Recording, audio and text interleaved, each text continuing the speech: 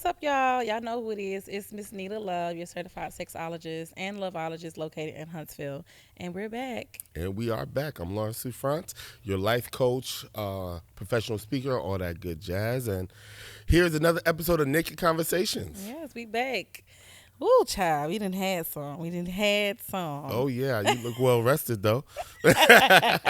So today we're going to talk about emotional foreplay, the sex before sex. And real quick, since you're the sex coach, what is foreplay? How would you define foreplay? To me, before play was this was the opposite. You know, the kind of acronym is foreplay, but it is the before play. Okay. Right. So to me, it's everything that you do prior to. Mm-hmm. You know, whatever form of sex that you're trying to achieve. That's what I believe it is. What about you? What do you think foreplay is? Yeah, I think I agree with you. I think foreplay is the play before sex, but sex has so many different forms, That's right? what I was saying. Yeah, so if we're talking like vaginal sex, for example, Right. the foreplay would still be a crucial part, at least for women. Right, You know, right. considering how long it takes for women to get aroused. About how long does it take typically? We said that. Y'all remember, the tip was 12 to 24 minutes is a fully aroused. Yes. 24 minutes. 24. Y'all be down there for 3 minutes. That's crazy. Y'all Why you bugging. always want to go there? You always want to. What? I'm just saying, we got to help the brothers. They got to know. 24 minutes doesn't mean that he has to give head for 24 full minutes. There is what we consider the emotional foreplay space where Okay. you can play with her mind, text her, talk dirty to her, smack her on the butt. Like all of that is before play. You said play with her mind. Ain't that manipulation? Don't y'all not like that? No, what? Why you gotta start today? I'm just asking. Okay, so let's pivot a little bit. Okay. Foreplay. Yes. Anything in the sexual space is supposed to be pleasurable, right? So there shouldn't be a form of manipulation in Okay. sexual spaces, right?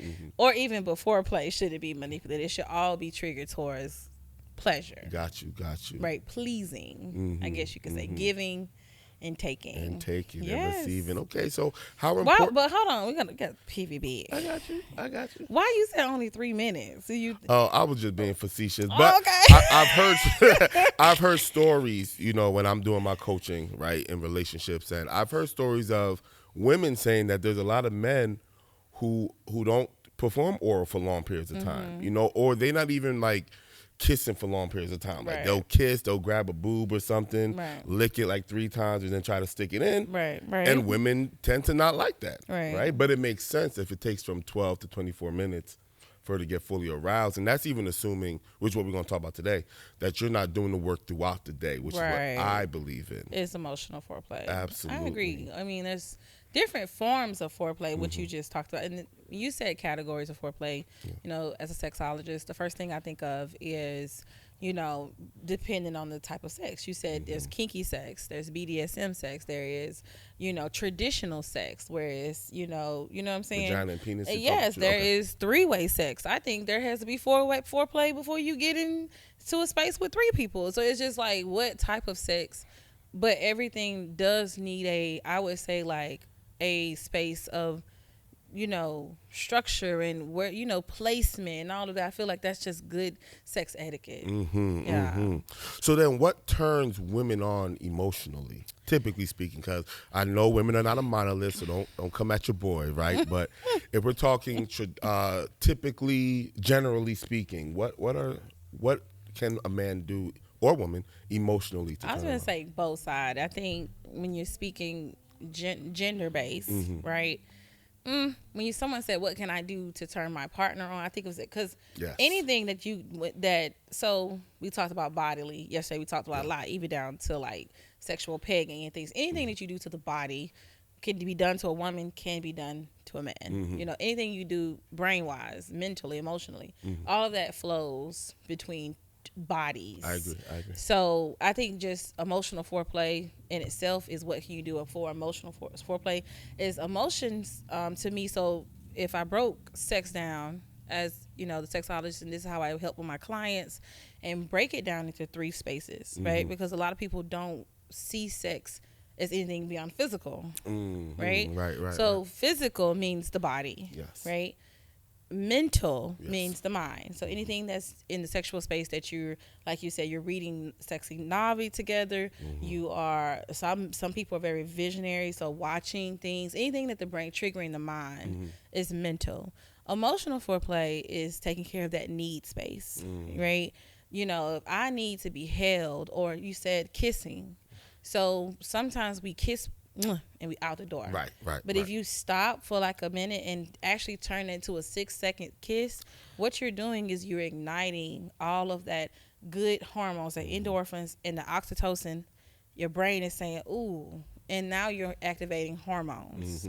That is where the emotional space comes from. You're activating emotional hormones. Yeah. I feel you. I know that there's some women who like to be like cuddled in the morning, you know, instead of just waking up, hey babe, kiss, and you know, Get out the go on door. about your day, but kind of cuddling them. If they're, let's say she's making breakfast or something, you kind of rub her shoulders and stuff, kind of starting it. The analogy I use is like warming up the oven. You know, you don't turn the oven to 350 and then stick your food in. Right. You gotta turn it to 350, and then there's a time space where you warm it up. Right. I think it's the space that you're speaking on is a practical tool that we use, but it's the physical space, but it's also the emotional space of I'm not just touching you for sex. Exactly. That's the most powerful space because now you can feel that warmth. Yes. You can feel that, you know, that moment and your emotions are down, your physical is down, and now you can feel that space. I want you. I think that's what it does. If I'm touching you, I'm doing things to tell your body and your mind, I want you, I need you, I hear you, Beyond I see sex. you. Beyond Yes. sex, And most of the time, that's where the emotional foreplay comes in. I agree. And even how you talk to each other. You know, I've dealt with several couples. I don't know if you have, where I'm pretty sure you have though, where like he might talk to her crazy, and then at the end of the night he wants some, and she's like, "You was talking wild. Yeah. Like you think I'm just gonna, you know what I mean?" And the man probably doesn't realize how, in the attempt to, I don't know, defend himself or make his voice heard in whatever the situation was, he's also putting a block emotionally, which puts a block sexually. Now you saying yes. Like when you speak on blockage emotionally, it's what you just said is a vulnerability space. Like I can't be vulnerable with you because my emotions won't because of what happened last night or an argument that we had. I didn't express those emotions or I don't feel anything. I'm numb. And when that happens, it triggers into the bedroom. Right. Yeah. I think people need to talk about stuff like that way more because a lot of men especially get upset with that space, like they feel punished or they feel rejected, and it's like, well, the body is more than just a physical space. There is an emotional space, and if I don't feel safe with you, if I don't feel like I can be myself, then you know, then you're gonna get that hesitation. Yeah. I agree, but you know, I'm gonna advocate for the brothers a little bit. You know what I'm saying? Sometimes y'all be demanding a bit much, right? It's like you asking us to do a kind of a whole lot to kind of get you to that emotional space. We kind of feel, most of us, you know, and I'm representing the brothers, babe. You know how I feel about you, right? But love the wifey.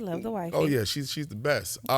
Some of that work, I think, is on the woman as well. Like I think some women make the man 100% responsible for her emotional state.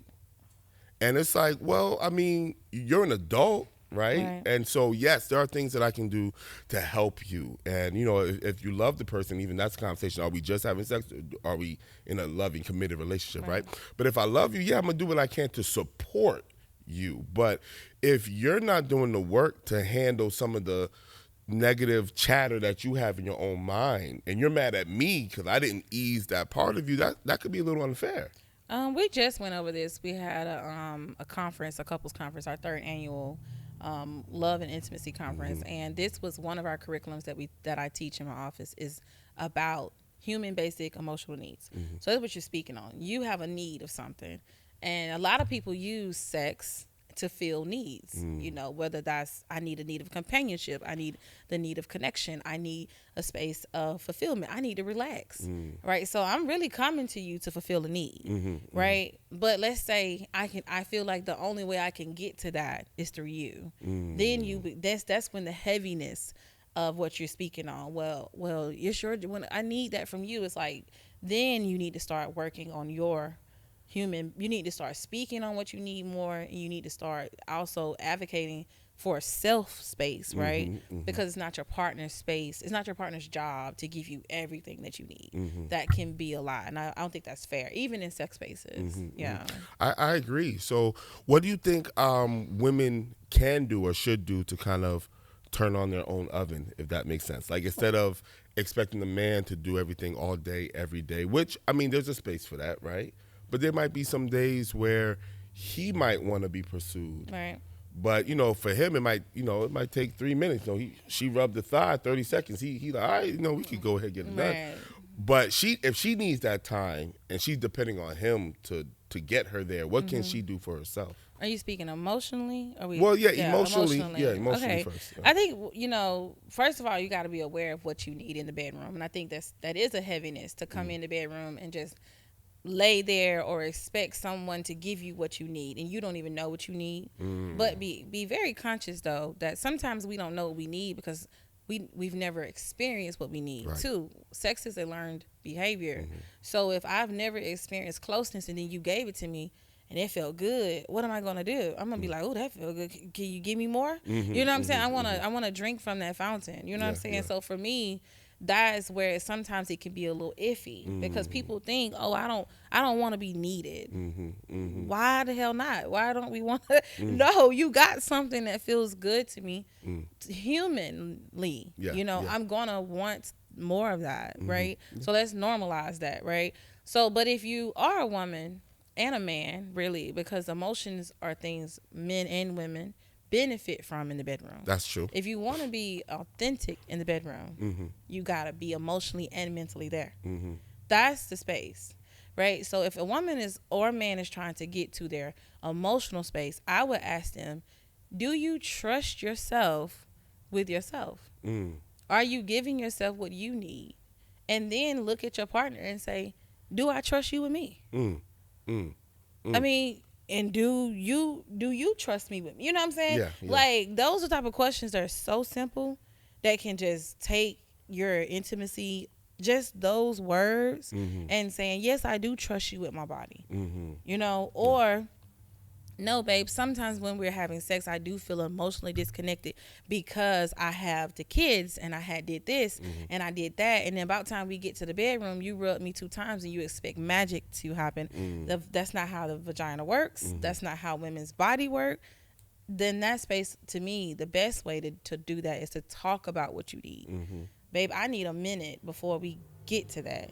Right, the kids are bugging down. I worked all day. Now I'm physically exhausted.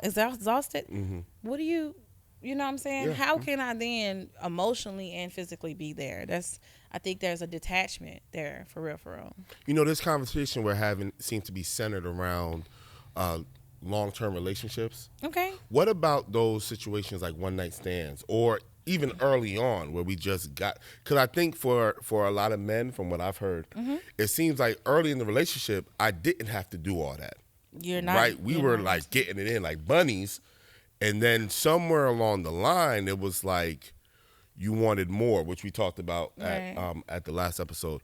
And so is this like a problem mainly for long-term relationships? Yes, mostly because when we're first meeting, the body and the hormones that we're creating. When I meet you and I like you, and now we're spending time together, our bonding hormone that we're spending for men is vasopressin. So that is a bonding hormone that he is producing. Right. For women and men that have oxytocin. That's right. So these are called dumb love emotions. Like, if you ever been around somebody, you like, dang, like, what was I thinking? Like, that's because you were dumb. Like, we literally. Call it dickmatized. Yeah, what?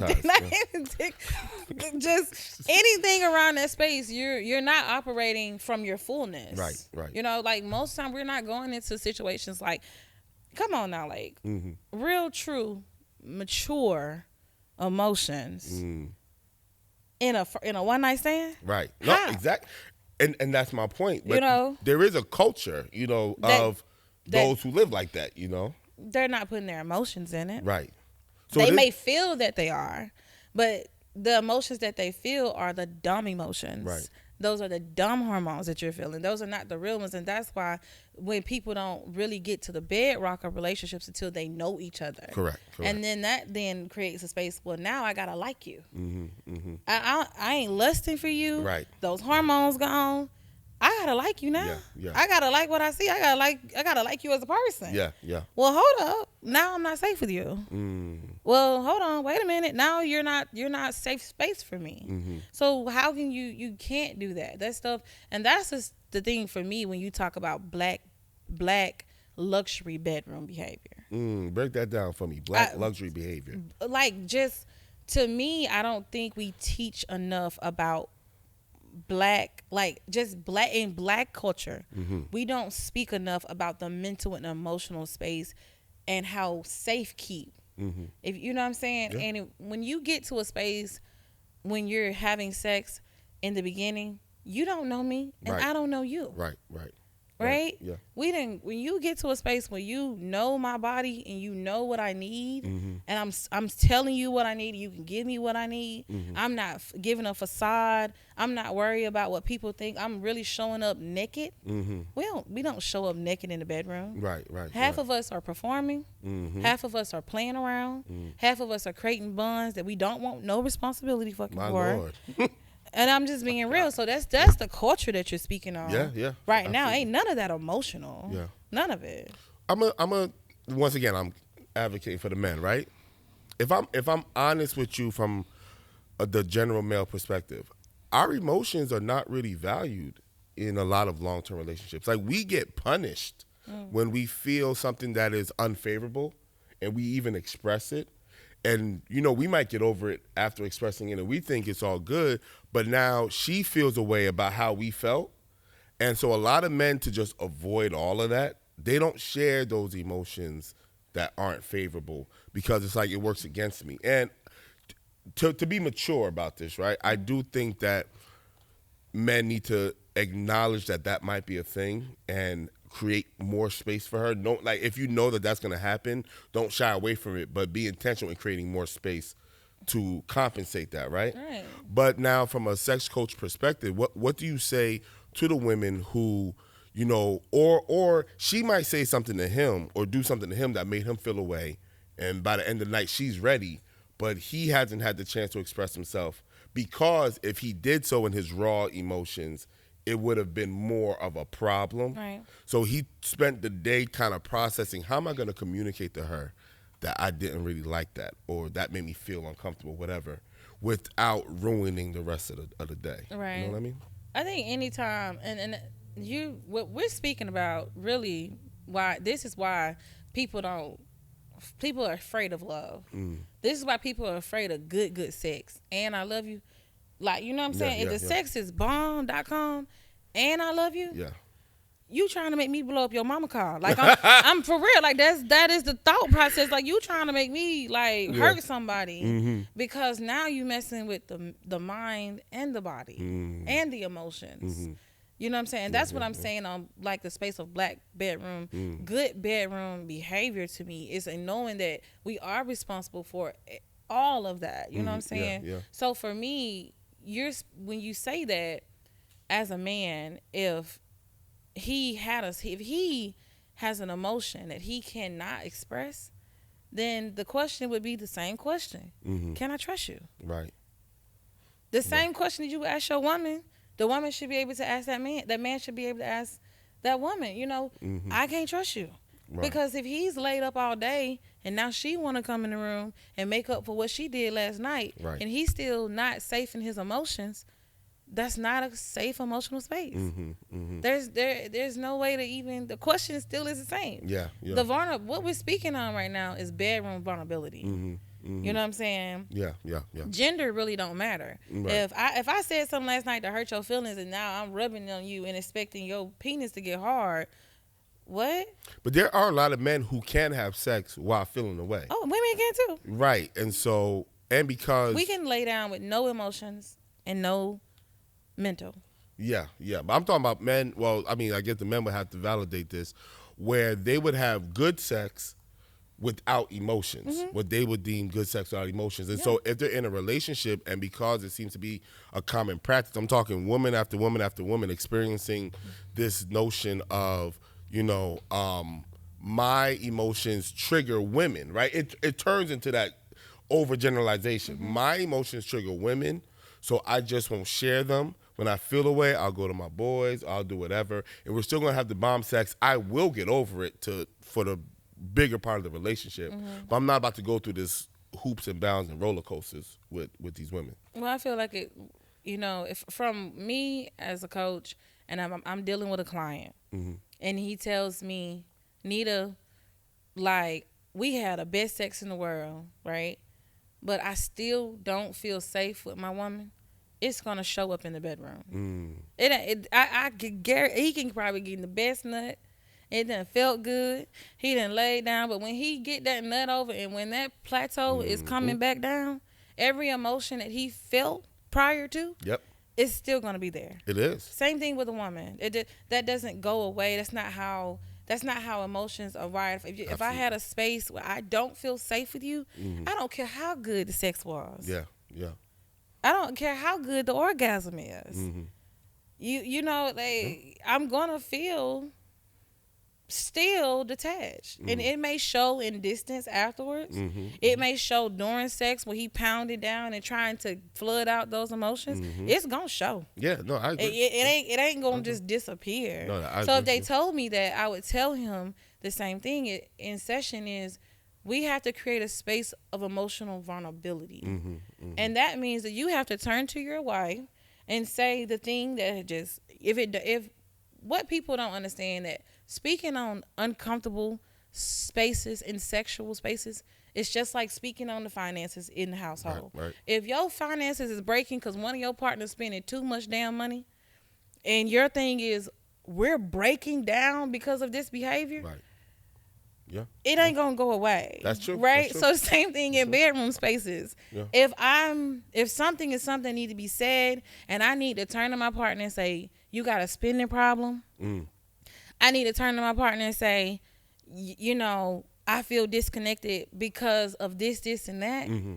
And your partner doesn't look to you and say, well, I didn't know that was hurting you. You know what I'm saying? Like, you're not having that space. It might not be nice. It's not supposed to be. Right? Because nothing that's workable, it's nothing that needs to change for most people comes off nice. Right. It doesn't feel good in the beginning. It don't. No, that's right. But if you want your man to lay with you in a safe space, give him the space to do that. And if she can't understand that, then coaching would definitely have to be in place.